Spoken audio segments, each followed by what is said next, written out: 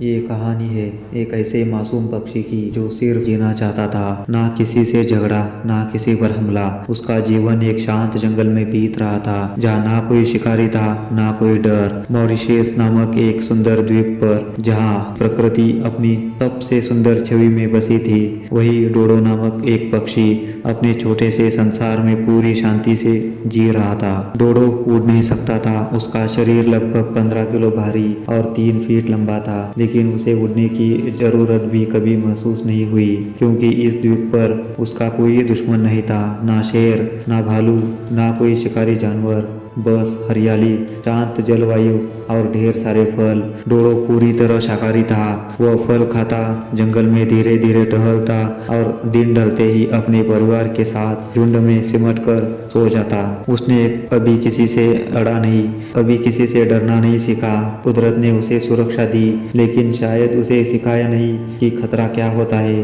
डोडो की मासूमियत ही उसकी सबसे बड़ी कमजोरी बन गई, क्योंकि जब इंसान पहली बार मॉरिशस पहुंचे, तब यही मासूमियत उसके पतन का कारण बनी। सन 1598 में डच नाविक समुद्र के रास्ते मॉरिशस पहुंचे। उनके लिए यह द्वीप एक खोज था। ताज़ा पानी, घने जंगल और अजीब से दिखने वाले भारी भरकम पक्षी। जब उन्होंने पहली बार डोडो को देखा, तो वह उनके लिए एक रहस्य था। कुछ नाविकों को वह राक्षस जैसा दिखा, तो कुछ ने मजाक उड़ाते हुए कहा, ये तो भाग भी नहीं सकता, इसे पकड़ना तो बच्चों का खेल है।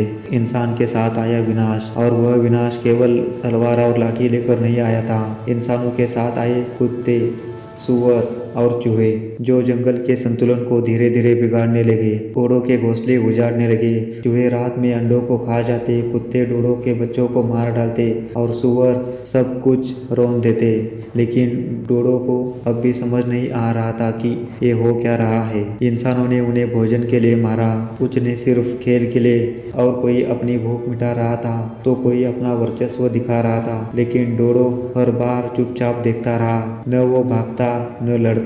शायद उसे अब भी यकीन नहीं था कि कोई जीव उसे नुकसान पहुंचा सकता है। जब इंसान ने पहली बार उसे खाने के लिए बुलाया, तो वह खुशी खुशी पास गया। उसकी भूख और मासूम भरोसा दोनों ने मिलकर उसकी मौत की ओर कदम बढ़ा दिए। उसे नहीं पता था कि जो हाथ उसे खाना दे रहे हैं, वही हाथ कुछ ही देर में उसका गला दबा देंगे। हर दिन उसके झुंड से कोई न कोई कम होता गया। कल तक जो जंगल जीवन से भरा था, वहाँ अब सिर्फ सन्नाटा था। जहाँ पहले बच्चों की चहचहाट थी, वहाँ अब सिर्फ टूटे घोंसले, बिखरे पंख और सूने पेड़ थे। उस डोडो की माँ अपनी अंडों को देखकर बैठी रहती थी, लेकिन वह कभी नहीं फूटते, बस खामोशी में वह टूटते जाते। और इस बीच इंसान आगे बढ़ता गया, गांव बसाने, जंगल काटने और हर उस चीज पर कब्जा करने जो उसके सामने थी।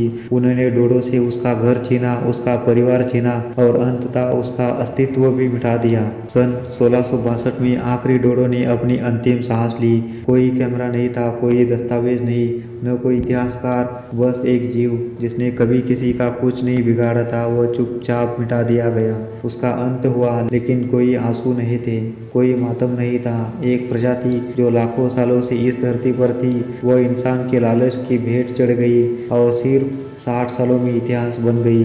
अब डोडो सिर्फ किताबों में है या म्यूजियम में बनी मूर्तियों में। कोई बच्चा जब पूछता है डोडो क्यों नहीं है, तो हमारे पास कोई आसान जवाब नहीं होता। हम बस इतना कह सकते हैं, इंसान ने उसे मार दिया। लेकिन यह जवाब उस मासूमियत की भरपाई नहीं कर सकता जो डोडो की आंखों में थी। डोडो गया, लेकिन हमें एक सबक देकर गया। अगर हम नहीं बदले, अगर हमने इस प्रकृति को नहीं समझा, तो अगली बारी किसी और की हो सकती है। शायद उस प्राणी की जो आज हमारे बगल में है, और कल उसकी जगह सिर्फ एक खाली जगह होगी।